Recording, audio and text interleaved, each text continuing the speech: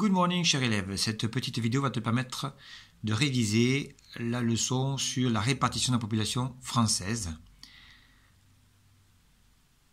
Plus précisément, sa répartition et ses dynamiques.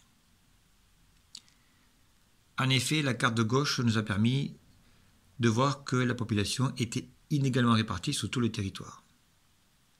Elle se concentre en particulier dans les aires urbaines étudiées dans le précédent chapitre, Paris, Rennes, Nantes, Bordeaux, Toulouse, Montpellier, Marseille par exemple, Lyon, qui sont des villes anciennes qui attirent encore aujourd'hui beaucoup de monde car elles concentrent tous les services nécessaires à la population, les écoles, les collèges et lycées, les hôpitaux, les cinémas, les théâtres, les stades, etc., etc.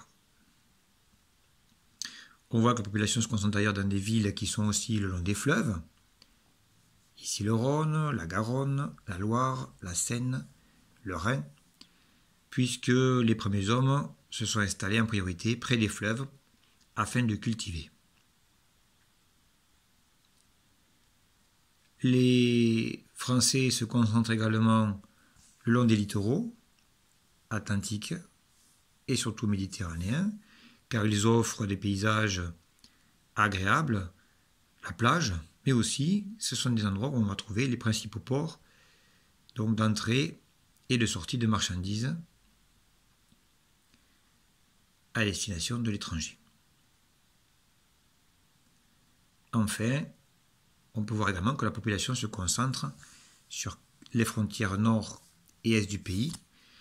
Alors cela est plus ancien, cette concentration est plus ancienne puisqu'elle est liée à l'exploitation des mines et l'industrialisation à l'époque de la révolution industrielle, lorsque ces régions donc faisaient travailler des milliers d'ouvriers dans les mines et dans les usines sidérurgiques et métallurgiques en général.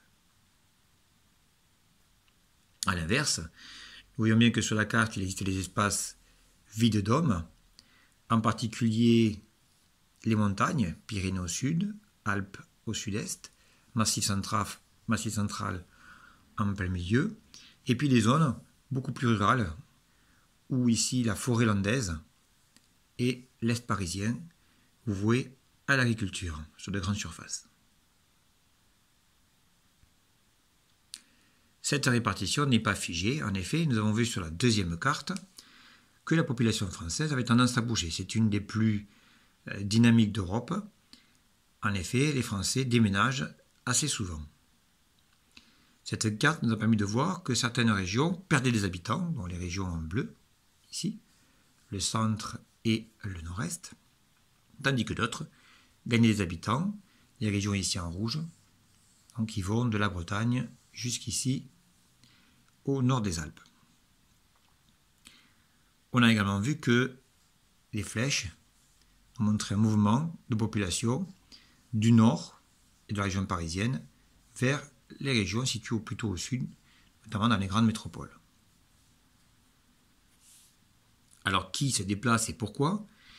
Eh bien, nous avons identifié plusieurs types de populations qui se déplacent. Nous avons des jeunes retraités qui décident de passer leur fin de vie dans des régions plus ensoleillées qu'ils ont peut-être découvert pendant leurs vacances.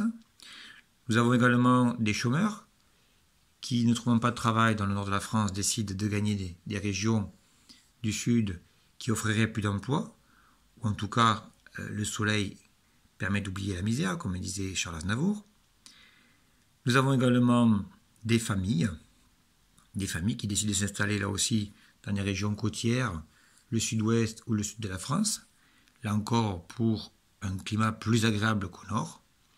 Et puis les gens qui préfèrent quitter la région parisienne, trop polluée, trop bruyante, avec trop de nuisances, pour gagner des régions ou des villes en périphérie, et en particulier au bord de mer, littoral aquitain ou méditerranéen. En somme, nous avons identifié trois grands types de migration. Donc, ce qu'on appelle la métropolisation, c'est-à-dire que de plus en plus de populations se concentrent dans des grandes villes qui offrent tous les services, hors de Paris, Nantes, Bordeaux, Toulouse, Montpellier, Lyon par exemple, Marseille. Deuxième phénomène, la littoralisation, c'est-à-dire que les populations se dirigent vers des littoraux attractifs, parce qu'on apprécie d'être en bord de mer. Les températures sont plus tempérées. Et enfin, troisième phénomène, qui n'est pas des moindres, c'est ce qu'on appelle l'héliotropisme, c'est-à-dire l'attraction pour des régions au climat plus ensoleillé, notamment donc l'Aquitaine, mais surtout le littoral méditerranéen, et plus globalement tout le sud de la France, ici. En définitive, nous avons conclu en disant que non seulement la répartition de la population était inégale, on trouve des régions très peuplées et d'autres qui sont beaucoup plus vides, mais en plus cette inégalité se renforce puisque les régions déjà peu peuplées se vident encore, tandis que les régions déjà très peuplées continuent de se peupler davantage. On a donc un renforcement des inégalités de répartition de la population.